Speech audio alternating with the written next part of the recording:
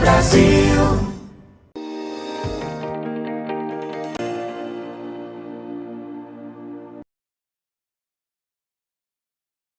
Olá, muito bom dia a você que nos acompanha aqui pelo Notícias Agrícolas e está de olho nas informações do mercado do boi. A gente vai conversar agora com o meu amigo Caio Junqueira, lá da Cross Investimentos. O Caio está olhando cada dia, cada semana, o comportamento principalmente da arroba nesse momento. E uma coisa que a gente tem percebido, e o Caio destacou na nossa pré-conversa aqui, é essa questão do ágio do boi China. Será que está faltando China no mercado? Será que está faltando preço para estimular o frigorífico? O que está acontecendo? Enfim, como é que estão os negócios e o que dá para a gente falar da arroba do boi nesse momento? Seja bem-vindo, Caio Junqueira, obrigado por estar aqui com a gente. Que momento é esse do boi, Caio? A pressão continua, a pressão já acabou? O que você está vendo aí em termos de mercado e negociações acontecendo? Seja bem-vindo. Obrigado, Alexander. Obrigado a todos aí, a todos os ouvintes. Sempre um prazer estar aqui conversando com vocês. Bom, Alexander, primeiro eu acho que a gente, assim, todo mundo que está tentando decifrar um pouco do boi, olhar um pouco do boi aí de médio a longo prazo, ou até mesmo a curtíssimo prazo, nós estamos igual o menino aí tentando entrar numa piscina, né? A gente tá toda hora medindo o fundo, agora dá pé, vamos pôr o pé, aí põe o pé dentro da piscina, toma um caldo, vamos dar pé que agora a piscina chegou no fundo. Ele tá mais ou menos igual, acho que todo mundo que está analisando e tentando entender um pouco o movimento do boi, achando que o boi já chegou no fundo do poço, que agora não cai mais. Então, eu me incluo, né, dentro desse menino aí que está tentando achar o fundo. Já errei algumas vezes aí ao longo do ano, porque achava que o boi poderia engatar uma alta aí no primeiro semestre, por conta aí de um aquecimento lá na China, né? Então a gente tem errado bastante aí esse movimento, muito em cima de tentar decifrar essa demanda de preço lá do mercado chinês.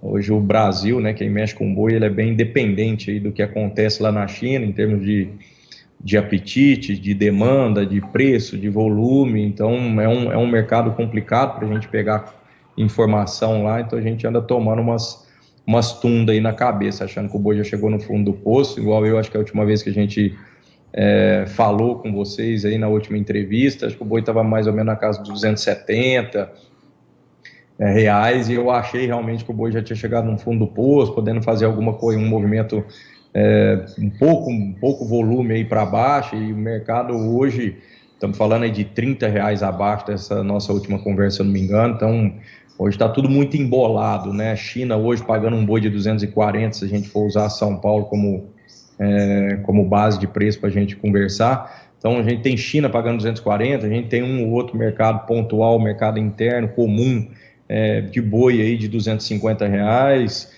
Então tá tudo muito embolado, né? Tudo muito embolado. Então daquele patamar que eu achava que não caía mais, parece que já caiu 30 reais daquela última conversa que nós tivemos. Se eu não me engano era 270 e agora nós estamos falando de boi 240, 250. Mas hoje a impressão que dá realmente é que o mercado parece que achou um limitante aí para recuar, né? A gente pega o mercado interno muito mais valente aí para consumir, você pega o mercado, quem faz mercado interno bem mais valente, bem mais agressivo. É óbvio que existe a sazonalidade de virada de mês, né? Então você pega terminando um mês, começando outro mês, tem entrada de salário, você pega as pequenas indústrias que andam com escalas bem pequenas, né? Porque elas precisam primeiro vender o produto dela para depois comprar o boi, então elas andam mais a par e passo com o mercado. Então você pega uma ou outra indústria ainda comprando para essa semana, comprando para começar a semana que vem. Então são indústrias que estão do mercado interno, que estão com o apetite muito mais alçado aí, que chegam a pagar até um boi de 250 reais para o mercado interno para São Paulo. Então quer dizer, 10 reais já acima aí já da última negociação que a gente tem de mercado para exportação China, né? Então o mercado está bem embaralhado mesmo. Agora, por que está acontecendo essa diferença, Caio? Os frigoríficos de exportação, eles estão desestimulados de alguma forma a buscar ou a brigar pelo boi padrão China aí no mercado? Alexandre, primeiro a gente precisa entender como é que trabalha a cabeça, né, da indústria, de modo geral, tá?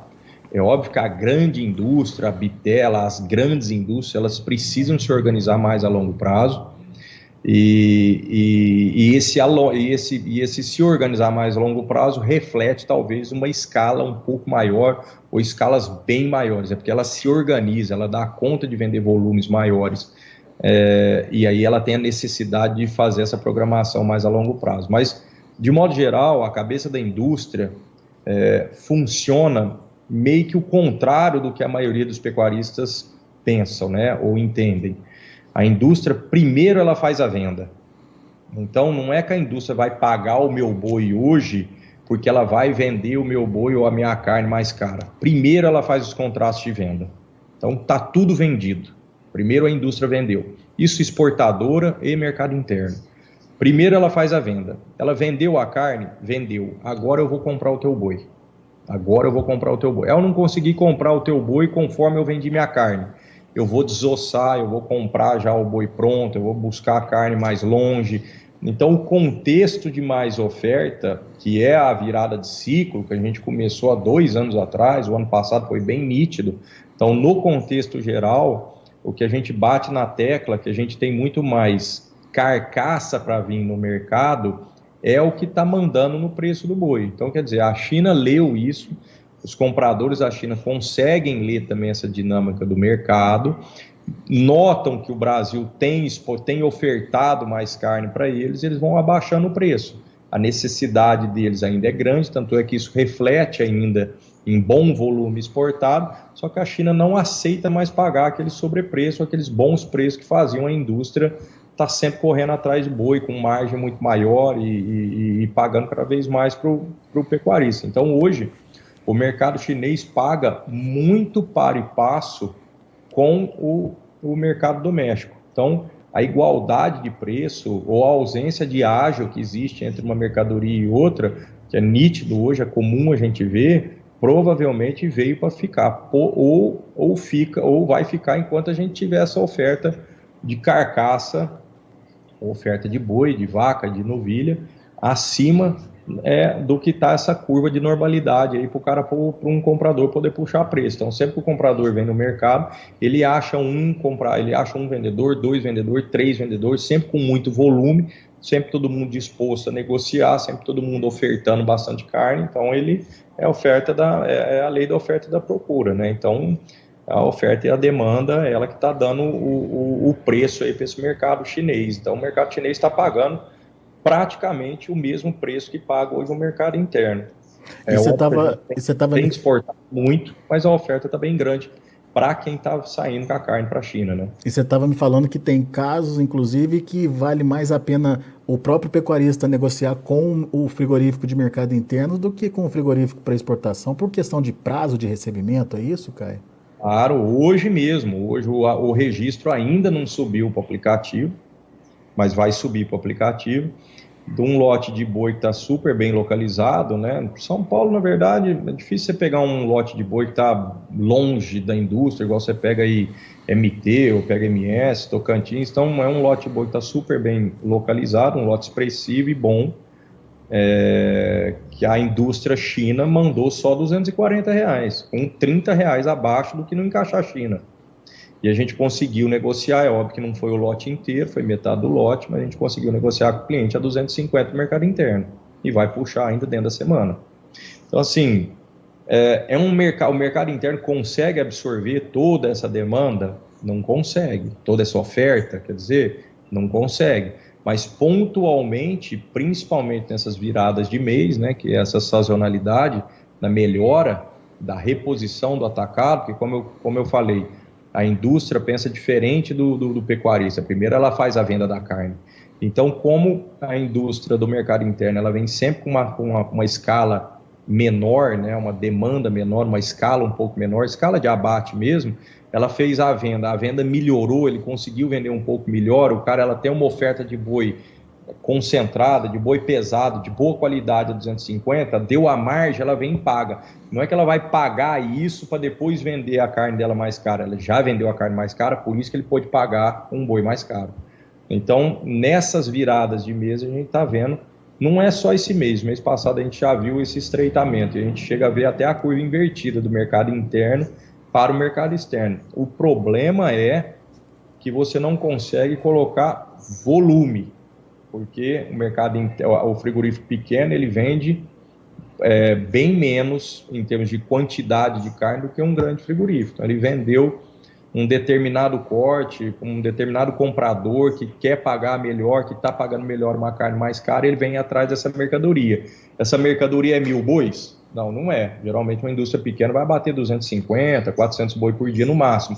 Então ele vem e compra um lote aí de 200 boi, faz um dia de abate, um dia de escala, que é essa carne que ele precisa passar para frente, ele vem, paga e vai embora. Ô Caio, mas essa mudança que você disse que já percebeu no começo do mês passado e no começo no começo desse mês, é pelo menos uma expectativa de melhora de mercado interno aí? Podemos ver isso se transformando em maior demanda interna nos próximos meses, ou ainda é cedo para falar isso, Caio? Com preço novo da carne, obviamente, né? Alexander, é complicado falar isso, né? A gente ainda está com uma taxa de juros muito alta, então o desempenho da economia ainda está muito aquém do esperado. Agora, é complicado, o Brasil vai sambar o samba do crioulo louco para tentar crescer. Se tudo der certo, isso vai refletir realmente uma melhora, mas eu acho que é mais a longo prazo. Eu acho que por enquanto, o que o pecuarista precisa tentar desenhar para tomar uma previsão, para tomar uma atitude de médio a longo prazo, seria de médio até final do ano, saber se o boi vai subir ou não, é tentar desenhar realmente a oferta de gado. Se essa oferta começar a diminuir, a se lapidar, e aí a gente tem essa constância do mercado interno, que pode ser uma linha de melhora, mas ainda muito, muito pequena, e a gente tem uma constância ainda de bom volume saindo para a China. Se por um acaso esse volume começar a diminuir por causa de uma oferta menor de gado terminado, a China pode ser que, para manter esse volume, pague um pouco mais. Mas são movimentos que a gente vai ter que rastrear muito mais esse ano, olhando a parte da oferta do que a parte da demanda, né? Porque uma coisa que a gente costuma também comentar é que a gente precisa olhar a carcaça. Então, a carcaça em virada de ciclo, a oferta de carcaça geralmente é muito maior. Torna a falar de fêmeas ou de machos. Aí a pessoa fala, mas a gente está entrando num ano extremamente pessimista. Quem vai confinar o animal dele esse ano? A pergunta que eu faço é, você tem condição, você pecuarista, tem condição de passar um inverno com essa quantidade de carcaça na tua fazenda? Porque a quantidade de carcaça na fazenda esse ano é muito maior que o ano passado. Principalmente para quem está acelerando na reposição. Porque a reposição ela não caiu agora. A reposição está caindo há bastante tempo. E a conta do pecuarista é uma conta, é o economês da pecuária, que é completamente diferente da economia. Porque o cara pode estar até tomando prejuízo hoje ao vender o seu animal de confinamento, ou até mesmo de sêmen, ou até mesmo de pasto. Só que a reposição dele hoje é muito melhor do que era um ano atrás. Então ele pode estar tomando prejuízo naquela atividade, só que ao repor a carcaça dele, ele repõe 2,3, 2,4. Isso já vem de um certo tempo. Então, na teoria, a gente ainda vai passar por uma oferta de carcaça. Pode ser que essa carcaça não entre na janela de outubro, mas ela vai entrar em novembro, na oferta. Pode ser que ela não entre na janela de novembro, mas ela entra em dezembro. Então, sempre que a gente tiver uma alta, ela vai encontrar essa carcaça ainda que precisa vir no mercado, né? Pois é. Ô Caio, e essa é uma questão muito importante da gente pensar e principalmente trazer aqui para quem está ouvindo a gente, para que não aconteça, se eu não me engano, no ano passado, né? Tava todo mundo contente, com expectativa de que a oferta do segundo semestre ia ser reduzida, estávamos em plena entre safra, com menor oferta de boi, e daí a gente encontrou um frigorífico muito bem preparado para esse momento. Qual que é o risco disso se repetir esse ano, Caio?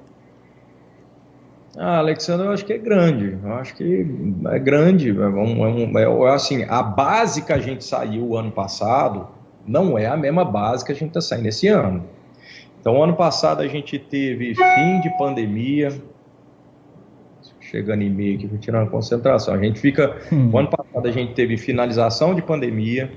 O ano passado a gente teve em março guerra, então na Ucrânia, o canal logístico, o chinês antecipou esse movimento talvez de fechamento de canais de logística. O chinês veio no Brasil, comprou carne igual louco. Em março nós tivemos pico de preço, boi de 360. Então, depois não aconteceu, a guerra não tomou a proporção que a chinesada achou que ia tomar, e o mundo inteiro talvez não acharam que ia tomar. A gente foi terminando, foi saindo da pandemia também, as coisas começaram a se normalizar, então nós tivemos uma curva de preço ano passado, em 2022, que saiu extremamente do raio, né? Extremamente lá em cima, das máximas históricas, e aquilo foi descendo. A oferta, que é essa oferta de carcaça, foi a oferta que foi aparecendo dentro do mercado, e não é que a indústria se organizou, não é que a indústria estava organizada. Na verdade, a oferta primária sai do pecuarista, é do produtor. Então, o produtor vinha com mais carcaça, o produtor começou a ofertar mais carcaça, a indústria simplesmente estava pondo essa carcaça na linha, porque estava exportando volume, o volume estava saindo com bastante quantidade para a China falou, pera lá, nós estamos cada vez comprando mais, um volume extremamente alto, cada vez com mais players, os players aumentando a quantidade de carcaça que a gente está comprando, de carne que a gente está comprando, ou de tonelada que eles estavam importando, começaram a baixar preço também. Então, quer dizer, é oferta e demanda. O que aconteceu ano passado nada mais foi do que oferta e demanda. Esse ano que a gente precisa tentar rastrear é quanto esse pessimismo que está generalizado para o pecuarista aqui no Brasil vai interferir nesse excesso de carcaça que a gente ainda vai ter dentro desse ano. Quanto que isso vai interferir? Essa carcaça vai sair da mão de um pessimista para entrar na mão de um mais otimista, ou essa carcaça vai ficar na mão do pessimista e esse pessimista vai dar um jeito de fazer dinheiro com outra mercadoria, que a gente não sabe qual, para sair com essa carcaça mais para frente. Então, quer dizer, a carcaça ainda vai vir no mercado esse ano, isso aí eu não tenho dúvida nenhuma. Agora, as janelas que elas vão entrar, podem ser janelas mais esparçadas, né? Não tão concentradas, se é que a gente está tentando adivinhar aí o preço da curva do auge do confinamento, né? Ou seja, o produtor tem que estar atento às mudanças do mercado que podem ser rápidas, então, Caio. Oportunidades podem ser rápidas, então. Eu acho que o produtor ele precisa ir atrás, de modo geral, de instrumentos e ferramentas que ele consiga analisar, né? E aí fica aí a dica aí para o aplicativo AgroBrasil. Então, são ferramentas online, né, de preços, né, dos clientes, registrando todos os preços ali dentro, registrando os negócios, e o aplicativo vai soltando esses relatórios de escala, de comparação de escala, qual é o tamanho da nossa escala, finalização de maio desse ano, em comparação com maio do ano passado, em comparação de maio com o ano 2021, maio 2020 e 2020. Qual que é o tamanho da nossa escala média São Paulo? Qual que é o tamanho da nossa escala média Brasil comparado com todos os outros meses? O aplicativo já soltou isso. Maio desse ano ainda teve a maior escala média do Brasil, acima até do mês passado, acima até do ano passado, que a gente já vinha com aquela demanda de preços declinando. Então, quer dizer, a gente ainda está num contexto de mais oferta. Então, a dica é o pecuarista precisa se abastecer de boas informações, né? Boa, muito bom. Não só de opiniões, por exemplo. Eu estou dando aqui a minha opinião, mas eu não sou Deus para prever o futuro. E o futuro ele é entrelaçado por um monte de ações que acontecem agora no mercado. Então, às vezes eu tenho a minha opinião, mas é muito importante o pecuarista ter essa tomada de decisão sozinha, esse discernimento. Aonde que ele vai buscar esse discernimento? Em boas ferramentas que dão essas informações, né, para ele, né, que são coletas de preços reais para ele tomar essas decisões também, né, porque a gente também pode errar. Eu achei que o boi tinha chegado no fundo do poço a 270, o boi caiu só R$30 na cabeça nossa ainda, né. É isso aí, é importante, isso que o Caio está falando, porque não basta você receber a informação, você tem que entender de que forma essa informação vai te ajudar, vai te auxiliar no seu dia a dia e principalmente vai te ajudar a fazer bons preços aí na hora de negociar o seu animal. Usar as informações. Cruzar as informações, isso aí. O aplicativo AgroBrasil, mas existem várias outras locais que eles podem pegar também, mas o que eu gosto é do AgroBrasil, acho que é o melhor. Mas você tomar as decisões no contexto da tua pecuária, né? Em qual contexto a sua pecuária está inserida? Eu sou um confinador que eu confino 12 meses dentro do ano, então, quer dizer, eu não paro nunca. Tudo bem, então, mas em qual contexto você vai ter que acelerar? Você vai acelerar esse ano, você vai acelerar o ano passado?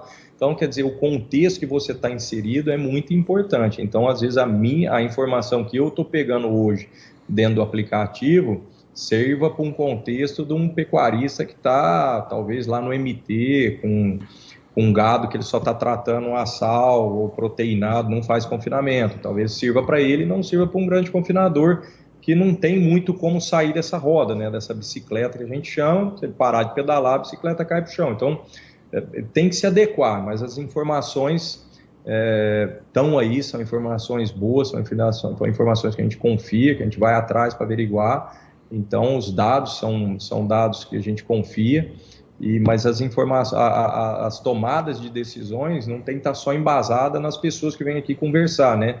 E dou como exemplo eu, mas muito mais embasada nos dados ali, para poder no contexto de cada fazenda, né? Boa, Caio.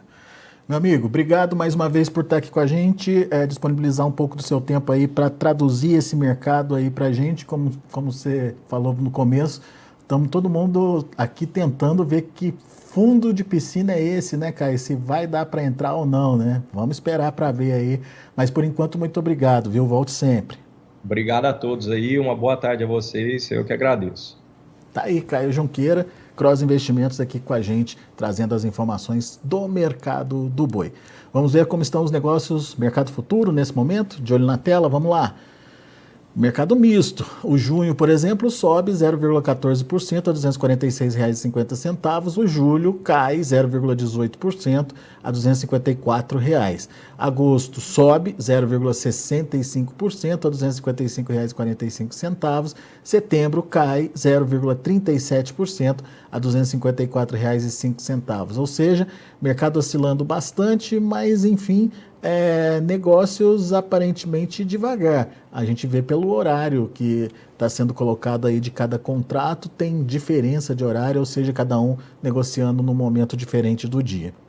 O indicador CPEA fechou a última sexta-feira a R$ 251,10, com alta de 2,74%.